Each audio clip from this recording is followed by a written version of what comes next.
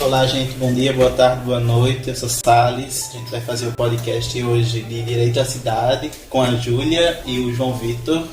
Vocês podem se apresentar, falar um pouquinho da carreira, quem são. Oi, gente, eu me chamo Júlia Maria Paredes. Atualmente eu estou mestranda no programa de pós-graduação em Antropologia da Universidade Federal da Paraíba. Eu sou cientista social e pesquisadora em antropologia urbana e antropologia visual. Olá pessoal, boa tarde, boa noite. Me chamo João Vitor Mendes, sou cientista social de formação, sociólogo também de formação pela Universidade Federal de Alagoas. Atualmente estou como doutorando na Universidade Federal da Paraíba, no programa de pós-graduação em Sociologia. E a minha linha de pesquisa, ela basicamente é Sociologia da Juventude, e Sociologia Urbana, versando muito entre sociabilidade juvenis, dinâmicas culturais urbanas, direito à cidade, fazer cidade, e entre outros temas que envolvam o fazer citadino. Massa. E para começar o papo sociológico, uma pergunta para vocês de milhões: como é que vocês definem o que é direito à cidade, assim, de uma maneira bem simples, assim, bem massa para entender? Bom, basicamente para a gente entender o conceito de direito à cidade, a gente precisa dar os créditos, né, à pessoa que pensou esse conceito de direito à cidade, que é um geógrafo britânico chamado David Harvey. Ele foi responsável por pensar e escrever sobre o direito à cidade. E basicamente o direito à cidade ele tem um pezinho no influências marxistas, né? E basicamente a ideia de como ele vê, de como esse teórico, de como a gente vai ver a cidade, de como a gente vai perceber essa cidade, de como esse capitalismo e essas influências econômicas, sociais, políticas, elas interferem na construção, na formação das cidades, das sociedades urbanas. É impossível falar de direito à cidade sem lembrar das contribuições de Henri Lefebvre, que também é um teórico muito importante que pensou sobre o direito à cidade enquanto um direito que reúne cidadania, acesso, infraestrutura e boas condições de vivência na vida urbana para as populações, especialmente para as populações da classe trabalhadora. E aí é bom a gente exemplificar, trazendo algum conceito, algum conteúdo da sociologia ou da antropologia. É importante a gente fazer essa relação com a atualidade, com as coisas que estão ao nosso redor. Então a gente pensar esse direito à cidade, pensar a formação dessa cidade no nosso cotidiano, perceber a constituição das ruas, a constituição das avenidas, dos bairros, dos centros urbanos, de como cada ponto da cidade ele é disposto de uma maneira, ele não é naturalmente concebido, ele é socialmente construído. E aí esse direito à cidade ele serve para que a gente consiga entender essas posições do nosso cotidiano, do nosso dia a dia. Eu acho que seguindo nesse tema como vocês falariam, quais são os desafios e oportunidades que as cidades enfrentam hoje em relação ao direito à cidade? Quando a gente fala em direito à cidade, a gente pensa muito em cidadania, né? E aí a gente pode pensar a cidadania do sujeito, do indivíduo, da pessoa que mora na periferia, no centro, nos bairros aí, como um direito à infraestrutura, a saneamento básico, que é um grande desafio, principalmente nas periferias urbanas. Questões de mobilidade urbana e de acesso ao trânsito e à circulação livre pela cidade também é um desafio para as populações em geral, para as mulheres inseridas nesse contexto de circular pela cidade. Também é um cenário que pode ser bastante curioso, né? Com o corpo feminino se transitando pela cidade é diferente de um corpo masculino, que é diferente de um corpo trans.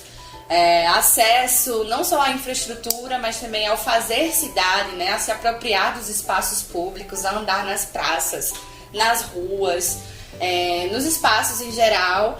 Eu acho que são os desafios que cotidianamente a gente encontra relacionados à experiência urbana, né? Eu acho que a gente define muito a nossa experiência urbana a partir do que a gente faz no espaço da cidade, dos espaços que a gente frequenta e da percepção que a gente tem acerca da nossa produção de subjetividade, ou seja, do nosso reconhecimento enquanto sujeito nessa cidade. E isso é muito importante para que a gente consiga se reconhecer enquanto cidadão. Então, eu acho que os desafios que perpassam o bem-estar do cidadão no espaço urbano, como eu falei, infraestrutura, acesso e demais questões como violências e desigualdades que são próprias do espaço urbano, acabam se colocando aí no dia a dia de todos nós. Pegando um gancho do que a Júlia falou, né, essa questão da cidadania, do direito à cidade, e um dos grandes desafios hoje em dia, para quem vive nas áreas urbanas, é pensar políticas públicas para esse direito à cidade. Então, assim, Júlia trouxe a questão das pessoas que moram em zonas periféricas, das mulheres. Então, assim, hoje existe um grande desafio que é de estudiosos que estudam urbanidades, de pensar junto com o poder público políticas públicas que melhorem esse direito à cidade, esse direito à mobilidade. Então, quando a gente fala em direito à cidade, a gente fala, Júlia falou a questão da mobilidade, a gente fala da questão do lazer também. Então, trazer o lazer para perto dessas pessoas, as pessoas que moram distante dos centros urbanos, trazer essas pessoas para perto. Recentemente, hoje, e aí, estava vindo para cá, eu vi no Twitter, fonte Twitter, mas que encaixa um pouco com o que a gente está falando aqui.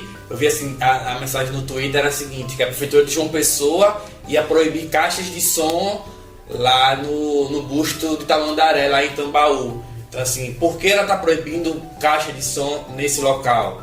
Então, e aí retiraram o direito à cidade de pessoas, de jovens, de pessoas de outras gerações de frequentar aquele espaço, de levar o som. E aí eles estão negando o lazer, negando que essas pessoas ocupem esse espaço. E elas estão fazendo isso, e a prefeitura fazendo isso não é assim por acaso, existe um motivo. Existe um motivo que a prefeitura não quer que alguns corpos, alguns indivíduos frequentem aquele local que é o busto da Tamandaré, aqui em João Pessoa. Então, estava no Twitter passando, perambulando lá pelo Twitter, apareceu isso, uma pessoa botou assim, João Pessoa, a prefeitura de João Pessoa decide proibir caixa de som no busto de Tamandaré. E aí eu pensei, tá, isso tem muito a ver com o direito à cidade. E aí os desafios que tanto a gente que está na universidade, pesquisando sobre o direito à cidade, quanto as pessoas que estão fora da universidade, é a gente conseguir dialogar com essas pessoas, conseguir criar projetos, políticas públicas para que a gente converse com o poder público e que a gente bata de frente com esse tipo de lei, com esse tipo de coisa que aparece, essas aberrações que aparecem para a gente no dia a dia. Não, me fez lembrar um episódio, assim que eu vim morar aqui em João Pessoa, a Praça da Paz era uma praça bastante frequentada, né? E eu não sei se vocês acompanharam esse momento também. Velho, eu fiquei chocada quando eu fui lá.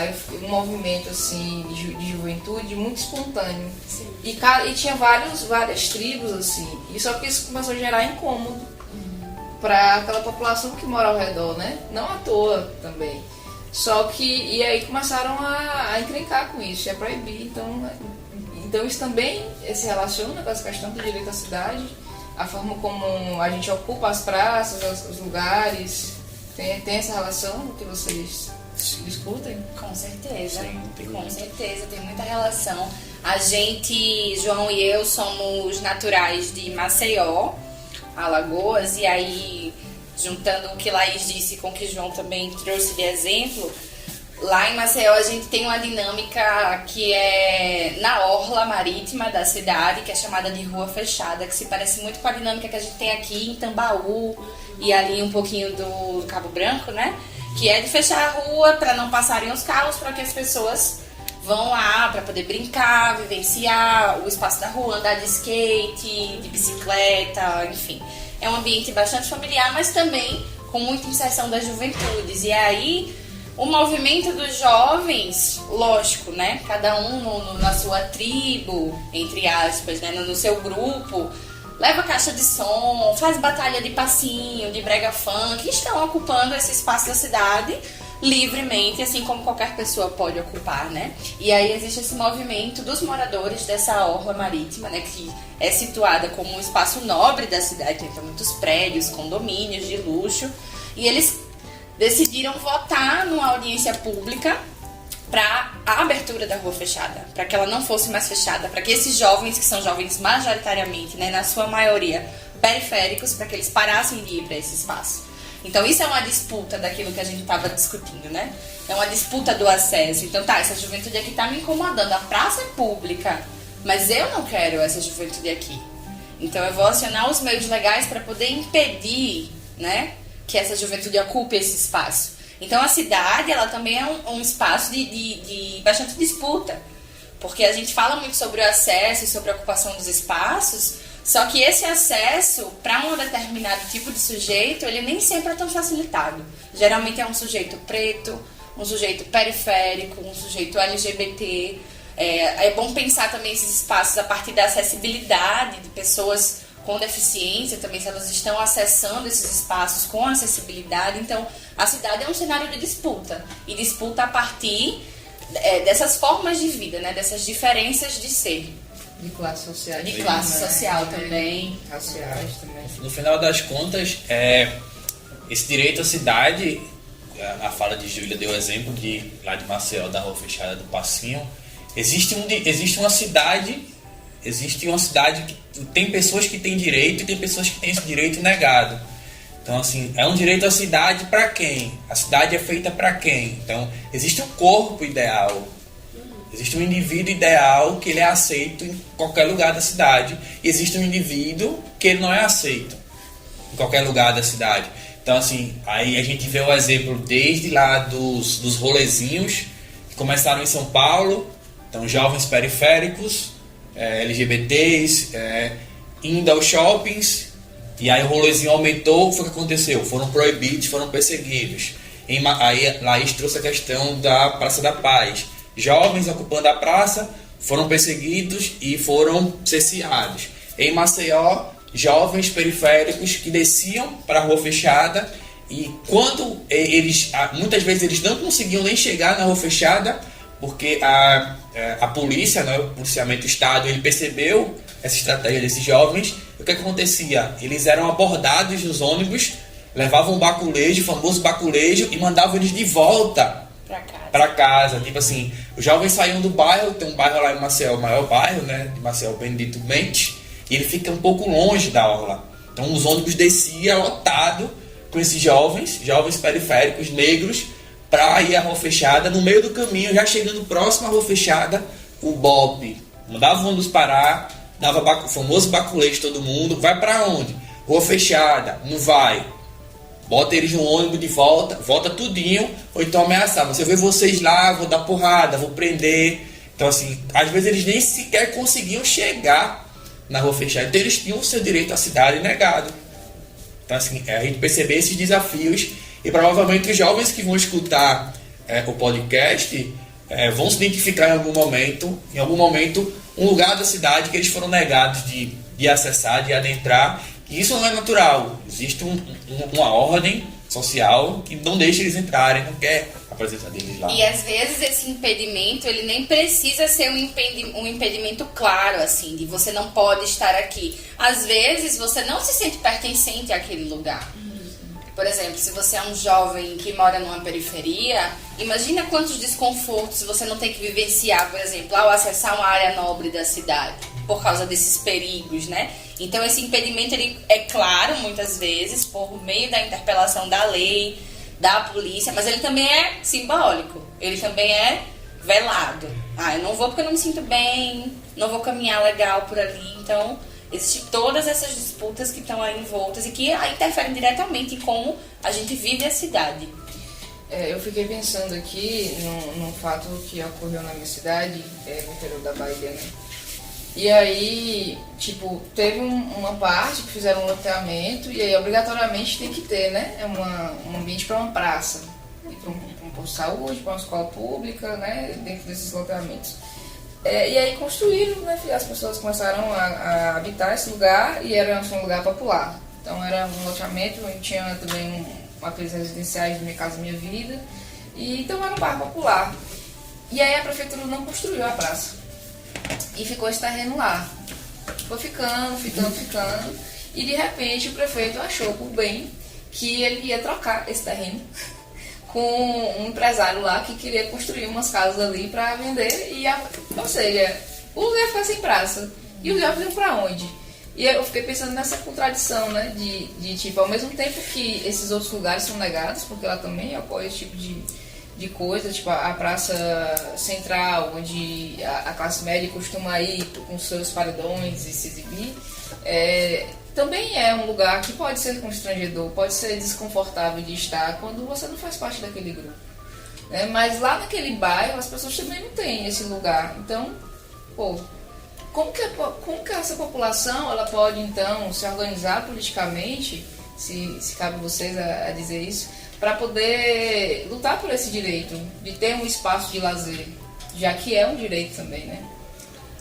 Eu acredito que em alguns bairros, associações de bairros são entidades, né, e grupos bastante importantes para poder pontuar esse tipo de demanda, né? Porque você ter uma praça no seu bairro significa você ter um espaço de sociabilidade, né? Você ter um espaço de encontro com as pessoas, um espaço de lazer e de esporte que está ali a seu dispor e que você pode acessar com facilidade porque está perto de onde você mora. Então eu acho que algumas entidades, movimentos sociais e a própria organização coletiva, né, de pessoas que residem em uma determinada localidade, demandando isso ao poder público, pode ser um interessante instrumento de pauta sobre essas necessidades, que são necessidades coletivas. Porque se eu moro num lugar, eu tenho essa vontade, esse querer, né, esse direito de acessar essas praças e esses espaços, e no meu bairro não tem, eu vou me deslocar para outro bairro. Ou então eu vou ficar em casa. Isso vai afetar diretamente na minha experiência urbana. Então a gente coletivamente pode pleitear, né, pode lutar por essas demandas de lazer, de esporte, né? Acho que movimentos sociais de cidadania, de moradia também são importantes instrumentos de luta para se pautar o direito à cidade. E a universidade também. Eu acho que quando a gente está aqui discutindo nesse podcast, nas nossas produções de pesquisa, a gente mostra sobre como esses problemas da cidade que a gente mora, dos lugares que a gente vive, são tão urgentes, também é um caminho de denúncia. A gente pode pensar a nossa pesquisa acadêmica como um caminho para pautar essas demandas dessas populações. Só para completar o que a Júlia falou, os movimentos sociais, associações de bairros, os movimentos culturais também. Então, assim, movimento de coco de roda, bumba meu boi, hip hop, maracatu, laúça, brega funk. Esses espaços, algumas cidades, alguns locais, algumas localidades já tem grupos juvenis que formam resistência, que continuam ocupando esses espaços, mas a gente ampliar esse debate, trazer esse jovem para o centro do debate, porque muitas vezes a gente que estuda a sociologia da juventude, a gente vê que na maioria das vezes as políticas públicas e as decisões que são voltadas para os jovens são tomadas por pessoas que não são jovens e que elas não estabelecem um diálogo com essa juventude. Então é importante trazer esses movimentos sociais, culturais, de bairro, trazer esse jovem que está no centro desse, digamos assim, problema, no centro do assunto, trazer esse jovem para o debate, transformar esse jovem em protagonista, transformar esse morador da cidade em protagonista e conversar, dialogar com ele, perceber o que é que ele enxerga da cidade, o que é que ele quer da cidade, qual a cidade que ele quer para ele, como é que ele quer ocupar essa cidade. Como é o direito à cidade na sociologia e na antropologia, como é pesquisar? Assim, teve alguma sacoleja, alguma dificuldade, sei lá? E aí? Não, assim, aí eu vou falar da minha experiência enquanto cientista social e sociólogo. No meu caso, com relação à disciplina sociologia, não teve dificuldade, até porque eu bebo muito da fonte da antropologia, então eu fico entre sociologia e antropologia. Grande parte dos meus referenciais teóricos são antropólogos, são antropólogos que estão estudando a cidade, então para mim não teve dificuldade com relação à disciplina em si, né, a universidade. Mas as dificuldades que a gente encontra no dia a dia, no campo, botar a cara no campo de pesquisa, andar pela cidade. Então eu fiz pesquisa na minha graduação e no meu mestrado com jovens que fazem parte de torcida organizada em Maceió. Então eu perambulava com eles pela cidade, nos encontros na praça, nos deslocamentos, no estádio, no entorno, viajando com eles. Então assim, as dificuldades eram mais dificuldades do campo mesmo, assim, do perigo de se colocar em risco, que a gente sabe que as torcidas organizadas, em sua grande maioria, são marginalizadas, então quando a gente sentava junto em algum em algum encontro, principalmente em praças públicas, era comum a polícia bater para perguntar o que a gente estava fazendo ali, o que é isso, saiam daqui, esse lugar não é de vocês, para dispersar a gente. Mas com relação à disciplina em si, não, é bem tranquilo. Sim. A antropologia tem uma contribuição muito interessante para se pensar a cidade, para se pensar antropologia na cidade e da cidade também. Acho que a sociologia também tem um grande arcabouço teórico e metodológico, né? Então a gente está sempre discutindo formas de fazer e como fazer dentro, né, das nossas ciências, mas eu acredito, só complementando o que João falou, eu acho que o maior desafio realmente, quando a gente está fazendo pesquisa, é o que o campo vai mostrar pra gente, né? Como é que a gente vai se portar nesse campo. Fazer pesquisa em cidade, né? Fazer algumas técnicas, desenvolver técnicas de pesquisa, como por exemplo a caminhada etnográfica, a perambulação, a observação flutuante, que é você caminhando pela cidade e observando, né, o que é que está ao seu redor. Eu acho que só adicionaria o que o João falou, a questão de gênero. Sou uma pesquisadora mulher e sou uma mulher branca, né? Utilizo o transporte público. Eu acho que tem alguns desafios e riscos a mais quando se é mulher e se está pesquisando na cidade, né? A gente se sente insegura quando anda de ônibus, a gente se sente insegura quando anda sozinha por uma rua. E esse é justamente o tema da minha dissertação. Trabalho com mulheres que estão caminhando pela cidade, né? E como elas executam esse caminhar, se é um caminhar seguro ou inseguro, como é que elas avaliam o transporte público. E para mim, enquanto pesquisadora, eu também me coloco muito em pensar como eu mesma estou realizando esse caminhar, essa circulação, porque eu também sou um corpo na cidade, eu também faço esses trânsitos, e aí isso me leva a pensar em momentos da minha vida, experiências da minha vida, em que eu também me senti afastada do meu direito à cidade, sabe? E aí eu trabalho também com fotografia, e aí tem esse risco a mais de transitar com a câmera na rua, ou até mesmo com o celular, e os perigos que estão aí envoltos nesse caminhar, né? E eu acho que é isso. O campo é que é muito imprevisível. A gente que faz pesquisa sabe que quando a gente vai a campo, às vezes, muito do que a gente pensou antes de ir a campo muda um pouco, né? E eu acho que é isso. Acho que fazer pesquisa em cidade tem muito disso. Esses trânsitos que a gente sente na hora. Poderia dar exemplos, assim, pra ficar bem figurativo pra galera que tá ouvindo a gente, de momentos em que o direito à cidade é negado às mulheres. Por exemplo, quando uma mulher é assediada dentro do ônibus, quando ela sofre alguma situação desconfortável de assédio. Isso é um impedimento que muitas vezes é específico para o corpo da mulher, sabe? É uma violência que ela sofre por estar naquele espaço, e aí isso acaba gerando uma negação, uma impermanência. Eu não posso permanecer nesse ônibus. É uma coisa bem figurativa, como você falou. Tem um episódio bem legal, assim, na verdade é um episódio, mas se desdobra durante toda uma temporada, de uma série da Netflix chamada Sex Education, não sei se vocês assistiram. E uma das personagens de Sex Education, ela é assediada no ônibus e ela não consegue mais andar de ônibus. Isso é algo que é muito determinante de como essa experiência urbana ela vai se dar depois desse assédio, porque isso muda a forma como a pessoa anda na cidade. E a gente pode ampliar esse exemplo para diversas outras situações, né? Uma mulher trans se sente segura andando na cidade, à noite, por exemplo, passando por, sei lá, pelo centro histórico de uma pessoa, que é um lugar bastante deserto. Então, sabe, os perigos que estão envoltos a isso. Um jovem negro de periferia, ele se sente confortável andando sozinho, num espaço em que tem muita interferência da polícia. Então, pra gente pensar como essas negações estão impostas aí. E aí um exemplo, né? Quando a gente morava em Maceió, passou um tempo morando num bairro de Maceió, que ele ficava na periferia de Maceió, que era um bairro chamado Chão de Jaqueira, que fica na parte alta de Maceió. E aí, muitas vezes, eu e Júlia, a gente ficava impedido de ir a algum rolê, de ir a algum show, porque os shows aconteciam na parte baixa de Maceió, e aí não tinha ônibus.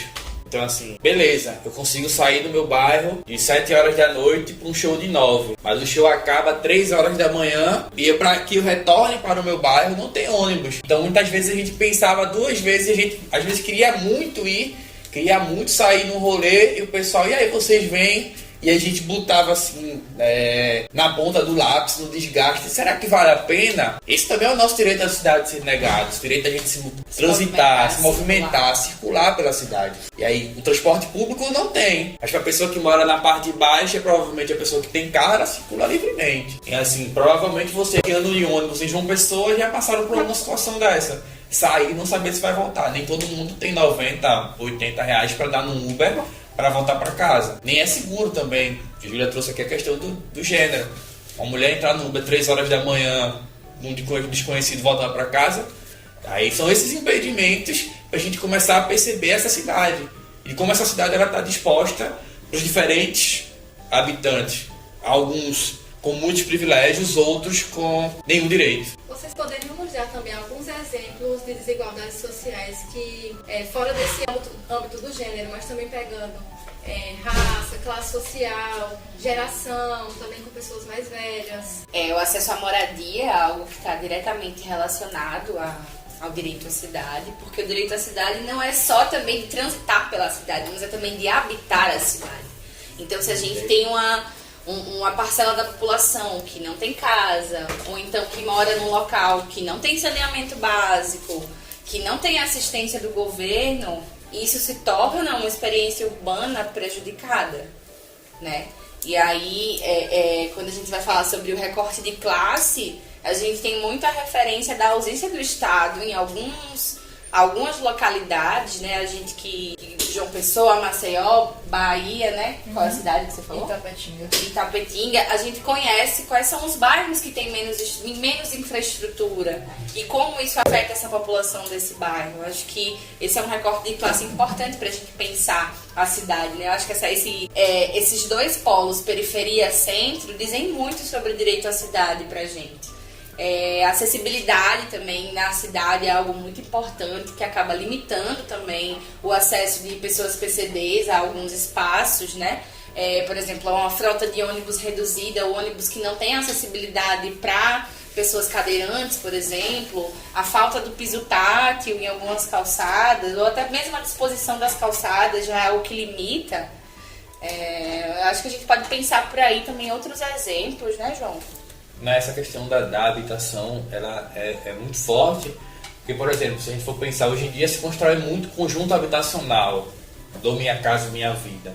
E, geralmente é assim, eu vou dar o exemplo de Maceió, esses conjuntos habitacionais, eles estão no extremo do centro da cidade, no extremo do centro comercial, no extremo do centro econômico. Então, assim, pega as pessoas, colocam longe, em conjuntos habitacionais, e aí não tem mercado, não tem ônibus. Então, assim, essas pessoas, elas têm o seu direito à habitação também negado, não tem saneamento básico, não chega energia, muitas vezes, água é precário. Então, assim, aí entra a questão do recorte de classe, que a pessoa tem bairro que a pessoa não tem sequer um mercado para comprar o seu alimento. Então, assim, tem que fazer a feira toda de uma vez. Se acabar um gás de noite, se acabar alguma coisa, um café, não tem onde comprar, tem que se deslocar a outro bairro, e aí se deslocar um outro problema, que tem que pegar ônibus.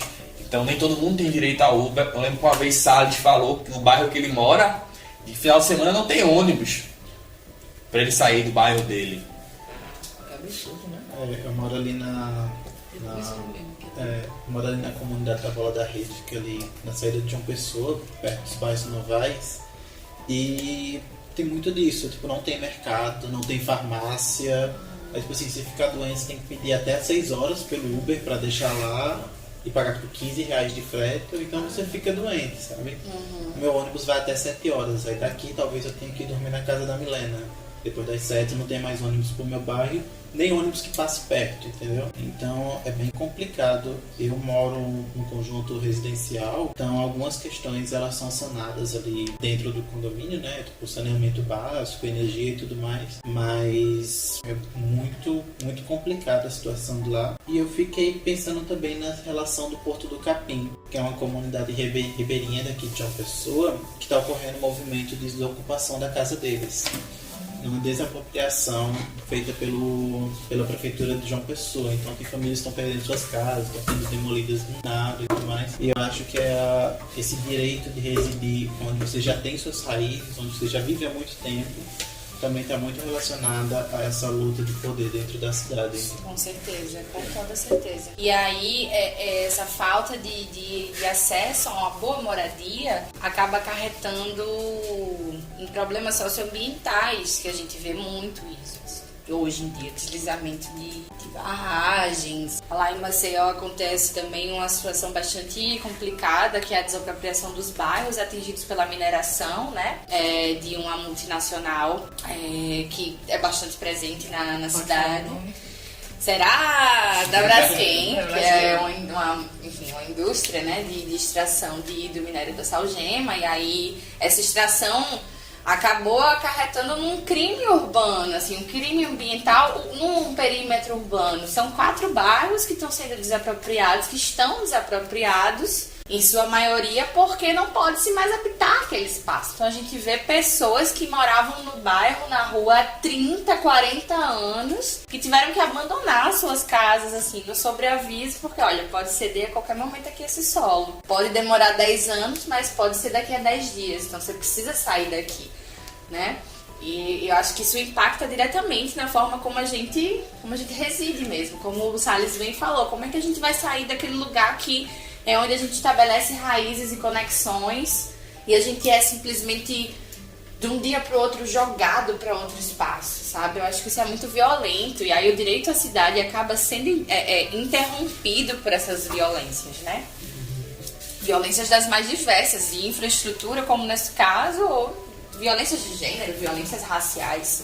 Acho que é muito, muito presente esses exemplos no nosso dia a dia. Acho que trazendo um pouco do que vocês nos apresentou, como vocês pensam a cidade com resistência a partir dos coletivos, de movimentos sociais, porque eu fiquei pensando muito na questão dos protestos de 2013, que começou pela aumento da passagem, né, e se tornou algo muito grande, que se concentrou muito na parte urbana de São Paulo, principalmente. E aí também penso que a cidade também, com o caos dela, provoca outros movimentos como o Mangue Beat também, que do Chico Sainz, enfim. E aí, e também se vocês puderem dar relatos mais pessoais, assim, de Maceió, João Pessoa, como vocês percebem a vivacidade desses movimentos nesses 2 locais? Eu acho que uma boa referência para a gente pensar a resistência na cidade, no espaço urbano, é o MTST, né? Que é um movimento de trabalhadores sem teto, que está aí pleiteando justamente a moradia e a habitação na cidade. Acho que é um importante movimento para a gente pensar a moradia enquanto um aspecto de dignidade humana, né? A gente precisa ter onde morar e a gente precisa morar em um lugar com infraestrutura, a gente precisa morar bem, né? Acho que o movimento não vou lembrar a sigla agora, mas o movimento de atingidos por barragens faz uma resistência interessante para a gente pensar o domínio da moradia no espaço da cidade. Movimentos culturais como o Mangue Beat, mas o movimento hip hop também é um movimento de ocupação urbana muito importante.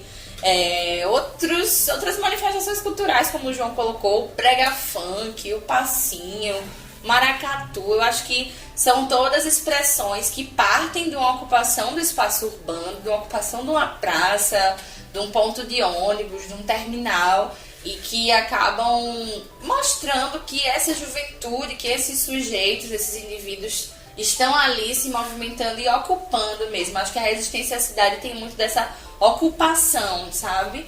De você estar naquele espaço reivindicando que ele também é seu, que ele também é do seu grupo. As pessoas querem ser vistas, né? Querem ser notadas.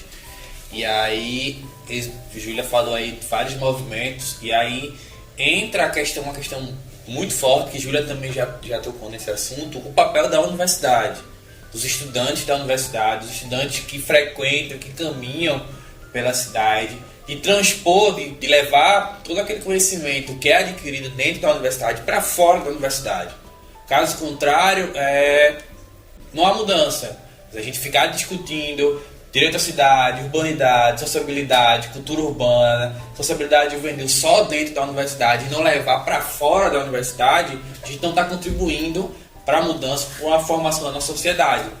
Então, assim, eu acho importante a gente, na universidade, seja na graduação, no mestrado, no doutorado, projeto de extensão, na escola, a gente tem esse papel de levar esse debate, e aí vocês estão fazendo aqui um podcast para levar para as escolas, para o pessoal ouvir, para trocar uma ideia, para perceber essa cidade, para que a gente comece a mudar um pouco dessa realidade que a gente está vendo. Então, assim, a gente também tem um papel nisso, né, nessa questão desse direito, dessa resistência a esse direito à cidade, de instigar outras pessoas a instigarem mais outras pessoas a resistirem, a continuar frequentando a Praça da Paz, a ocupar o Porto do Capim, a dar um rolê no centro de João Pessoa, chamar essa galera dizendo, aqui é da gente também, vamos usar, vamos usufruir de todo mundo, vamos lá no busto de Tamandaré, vamos levar a caixa de som, vamos dançar o passinho, porque isso aqui não é de uma classe alta, branca, hétero, não. Isso aqui é de todo mundo. Vamos sabadinho bom. Como as políticas urbanas podem promover a inclusão de grupos marginalizados, como comunidades de baixa renda, minorias étnicas ou de gênero? Políticas públicas. Políticas públicas, política de habitação, política de mobilidade urbana, política de incentivo ao lazer, sim, política de incentivo ao esporte. Política de manutenção desses grupos culturais, como a gente vem falando também, né?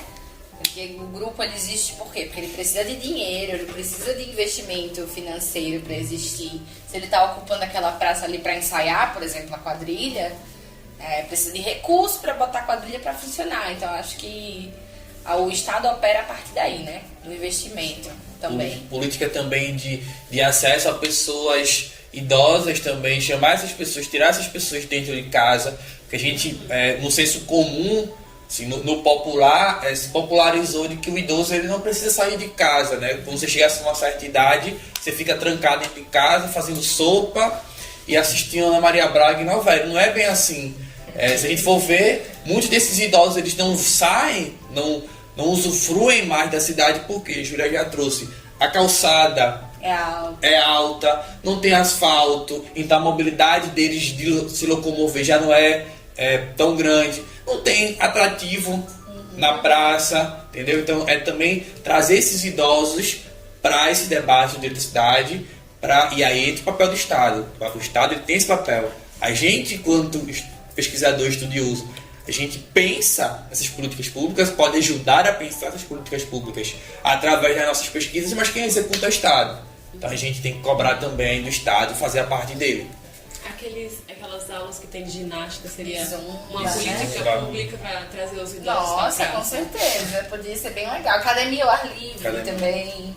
Onde a gente mora, em Maceió, a gente mora no bairro da Jatiuca, em Maceió, e o nosso prédio é colado com uma praça que é bem grande, que é chamado Corredor Vera Arruda.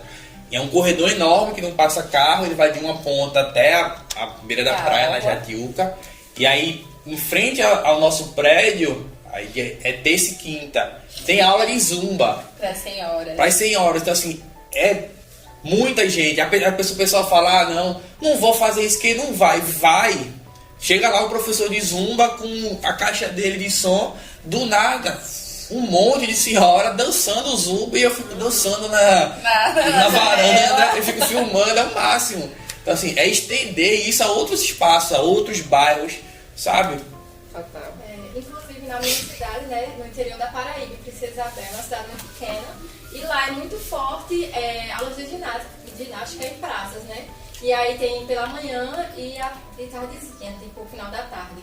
E aí elas falam que é uma coisa assim, que é muito boa, porque é um espaço de sociabilidade para elas. Sim, com certeza. Delas conversarem, delas estressarem o cotidiano. Mas aí também tem um problema, né, desse direito à cidade, né? Porque muitas delas têm que vir de bairros muito distantes. Então é tipo meia hora para chegar no local. Então, para elas já é distante, né? Porque a cidade é muito pequena, então é muito distante já para chegar ao local. Então elas falam disso, que se tivesse praça perto da casa delas, no bairro delas, que geralmente os bairros que elas moram são bairros considerados periféricos, então seria mais fácil delas continuarem nessas atividades de ginástica. E aí eu vejo também que tem essa diferença também tem esse marcador social até mesmo em cidades pequenas, tipo na minha. Sim, com certeza. Porque mesmo a cidade que fica no interior, no Agreste, no Sertão, no Brejo, Paraibano, são cidades, né? Podem não ser tão urbanizadas, mas ainda assim são cidades. São cidades que têm demandas, né? Demandas por direito à cidade. Eu fazia, gente, o a zumba com as senhorinhas lá no Castelo Branco tem, na praça, não sei dizer os dias mais, mas era 6 horas da manhã. Eu era uma das mais novas, assim, mas eu era mais sedentada de tudo, ficava com vergonha. Porque as senhorinhas tinham o quê? Acho que a mais nova devia ter 70 anos. E elas ficavam rindo da minha cara. Vai, minha filha, isso que... E eu ia um dia, faltava 3. Não aguentou não, ficou morta, foi. Faziam piada de mim. E nesse quesito também entra um pouco de políticas públicas, porque na cidade da Milena tem algumas, tem muita praça, até acho interessante que tem muita praça, mas de aparelhos de exercício, essa sala de dança só tem na Praça da Saúde, que é onde a Milena faz a pesquisa dela, e só tem idoso lá. Em outras praças a gente não vê tanto idoso, sabe? Então talvez tenha até uma praça perto da casa dessa senhora que anda 30 minutos, mas não tem nenhum atrativo, como a Júlia falou. Pois é. Sabe o que eu queria deixar também? Você falou de mobilidade urbana, ou foi você? Acho que nós dois. Vocês dois falaram de mobilidade urbana. E queria deixar uma provocação, assim, também, para quem estiver nos ouvindo e tal. Para cobrar, sabe? Eu acho que João Pessoa é uma cidade que tem pouco disso. E, por exemplo, uma pessoa que se mobiliza muito com bicicleta, que é um transporte tão prático e que tem, né, um custo mais acessível. Poxa, gente, a gente não consegue chegar na universidade sem correr o risco de ser atropelado aqui, ou de atropelar alguém na calçada. Ou a gente vai pra rua e fica com medo de ser atropelado lá, um grande risco, ou vem pra calçada e disputar com os pedestres. E assim, poxa, é uma universidade federal, quantos anos que isso está aqui estabelecido? Por que não existe investimento na ciclovia para ligar os bairros, para a gente poder vir de bicicleta, sabe? Porque os ônibus já estão tão sucateados e cheios, e o que é uma afetação, né, do direito à cidade também. A gente não tem um transporte público de qualidade, mas é isso. É a importância que faz essas pequenas coisas, a ciclovia, um quebra-mola, por exemplo. Eu lembro, não vou lembrar quem foi que me disse isso, nem de qual cidade era, mas eu ouvi de um colega que na cidade, no bairro em que ele morava, tinha uma avenida que entrecortava o bairro e acontecia muito atropelamento de crianças, porque as crianças brincavam na rua, numa via pública muito movimentada, e aí os carros passavam com tudo, e aí a população se juntou para botar quebra-molas sequenciais, né, ao longo da avenida. Isso já reduziu muito o problema. Então é isso que essa provocação que Laís faz é muito importante para a gente pensar o quanto a gente, enquanto cidadão, pode reivindicar o nosso direito à cidade. E aí, isso não é coisa de outro mundo, não, porque basta olhar outras cidades. Recentemente a gente teve a oportunidade de ir para a Argentina, em Buenos Aires. Então, assim, as pessoas fazem muito uso da bicicleta. Então a gente pegou o metrô na Argentina, as pessoas com a bicicleta no metrô. E aí a gente foi no Rio de Janeiro também. E aí provavelmente existe uma parceria público-privada no Rio de Janeiro, que grande parte dos locais que a gente passou no Rio de Janeiro tinha as bicicletas do Itaú. Então as pessoas vão lá, alugam o dia a bicicleta do Itaú e andam a cidade todinha. Então assim, não precisa ir muito longe, basta olhar outras cidades. Fazer uma parceria público-privada também, que também não é uma coisa de outro mundo, é o papel do Estado, mas aí o privado ele entra com essa parceria e para instigar essa parceria desse tipo de locomoção aí, ciclovia, bike, essa parada da bike do Itaú, a gente lá no Rio, todo mundo, só a gente Recife também. Só a gente não andou na bike do Itaú, porque a gente ficou desse, cara, eu vou cair, eu fiquei com vergonha, né? Mas todo mundo andando na bike do Itaú. Constantemente a gente vai a Recife e nunca anda na bike Eu na bike do Itaú. Você tá me defendendo um passeio. Lá eu andei, agora aqui, quando eu cheguei, eu procurei, descobri que não tinha. Então fica a dica aí, Prefeitura de João Pessoa, bike do Itaú. Precisamos aí. Já caminhando para o encerramento, cadê o ar? Desde o começo da conversa citaram o David Havel e o Henrique, que eu não consigo dizer o sobrenome. Lefebvre. sempre. Esse daí, eu queria saber de autores brasileiros que trabalham essas questões. Ah, tem bastante. Brasileiro, paraibano, tem muita gente boa. Os clássicos, assim, que a gente pode falar, que estão pensando aí a cidade, que fazem parte de uma referência da antropologia brasileira muito forte, é o professor Gilberto Velho, que é carioca, trabalhou muito com antropologia urbana, antropologia das emoções, né? Do outro lado do eixo, a gente tem também o José Manhani. O José Guilherme Manhani, professor da USP. Muito importante. O Gilberto Velho já faleceu, o Manhani ainda está vivo. Aqui no Nordeste a gente tem Glória Diógenes, que está pensando a cidade a partir dos movimentos, afetos. Né, dos afetos, da sociabilidade. A gente tem o professor João Bittencourt, da Universidade Federal de Alagoas. Aqui na UFPB a gente tem uma linha de pesquisa muito massa sobre sociabilidades urbanas. Tem o professor Marco Aurélio Paz, tem a professora Luciana Ribeiro também, que está pensando muito em cidade. Tanta gente legal. Tem em Sergipe, tem o professor Rogério Proença Leite, que ele fala dos usos e contra-usos da cidade. Sim. É uma teoria bem interessante. E aí a gente já tem quem? Alba Zaluá, que faleceu. Alba Zaluá, que fala sobre cidade. Uma também. grande referência. Teresa Caldeira, também já faleceu. Cornélia Eckert. Ana do Luísa Sul. Carvalho, da Rocha. Isso, esses são do Sul. Você tem muito pesquisador, sociólogo, antropólogo, cientista social, trabalhando sobre cidades dos seus mais diferentes âmbitos, seja mobilidade, seja afetos, emoções, culturas juvenis, festa, zoeira na escola. E tem as produções dos estudantes e das estudantes, né, aqui da UFPB. A gente pode, sei lá, vai no repositório aqui do PPGA, do PPGS ou do DCS, que é o Departamento de Ciências Sociais, e procura aí que a galera tá produzindo sobre a cidade. O Salles pesquisa a cidade, a Milena, as meninas também, eu e João. Olha, então, eu ainda não, mas ainda depois dessa não, conversa né? eu Olha, fiquei tá vendo? muito instigada. Então, as nossas produções que estão pensando João Pessoa, que estão pensando Maceió, Princesa Isabel, poxa, são produções de pessoas que estão estudando agora, sabe? Que estão muito próximas da gente. Então, vale também o convite da gente pesquisar e explorar, né, sobre esses pesquisadores que estão produzindo aqui na Paraíba. Até também porque, Júlia, eu acho que quando a gente busca essas pesquisas, né, e traz para o nosso cotidiano, leva para a escola para discutir, a gente justamente desperta a consciência dos cidadãos e cidadãs para a gente poder cobrar nosso direito, né?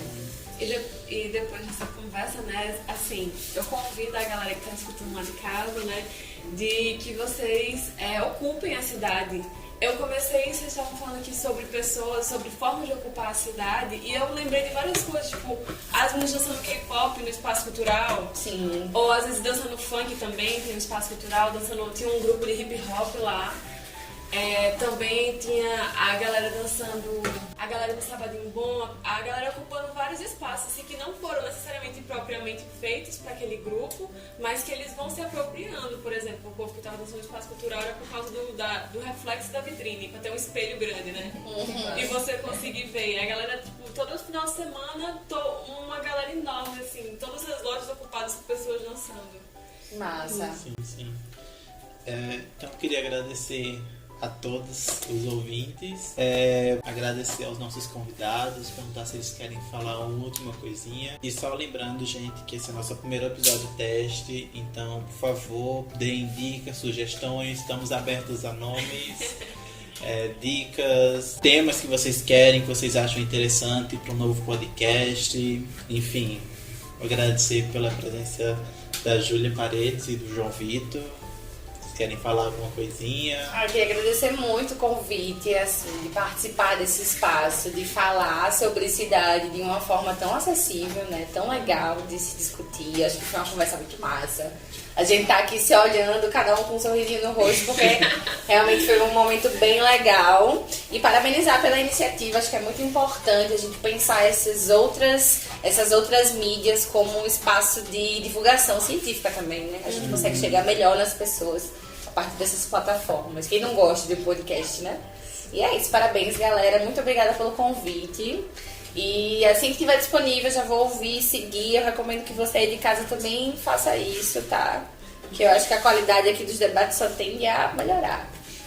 Queria agradecer o convite de Salles, parabenizar a equipe, Milena, Nayara, Laís e Érica, que estão aqui tocando esse projeto bem interessante, a gente trazer esses debates, e o mais importante é levar até a escola uma linguagem acessível, que é importante. Muitas vezes o jovem está em sala de aula, já não aguenta mais a linguagem tradicional da escola, então é importante levar esse debate de uma maneira diferente, de uma maneira descontraída e ao mesmo tempo um debate sério, um debate com teoria, com métodos, engajado para instigar outros debates. Esse é o papel, que esse debate não fique só aqui, que ele não fique só no Spotify, no podcast, na nuvem, que ele não fique só no celular de vocês, mas que instigue debate na sala de aula, no pátio da escola, em casa, na rua, na esquina, na praça, para que vocês percebam o seu direito à cidade e aí consigam ocupar cada vez mais, para que a gente mude alguns cenários que estão ao nosso redor. E é isso, agradecer e parabenizar toda a galera que está nesse rolê. Muito obrigado novamente a todos da equipe, a gente agradece muito e a gente encerra aqui esse Pop Eu Sou Seu Louco.